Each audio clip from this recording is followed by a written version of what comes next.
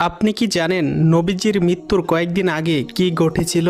একদিন নবীজি বাকিয়া নামক কবরস্থানে তার মায়ের কবর জিয়ারত করতে যান। জিয়ারত করে আসার সময় নবীজির প্রচণ্ড মাথা ব্যথা শুরু হয়। বাড়ি ফিরে নবীজি জ্বরে আক্রান্ত হয়। নবীজির জ্বর একটানা 13 দিন ছিল। যখন নবীজির মৃত্যুর সময় ঘনিয়ে আসলো, তখন আল্লাহ তাআলা মালাকুল মাউতকে বলল, হে মালাকুল মাউত, তুমি কি জানো তুমি কার রুহু কবজ করতে যাচ্ছ?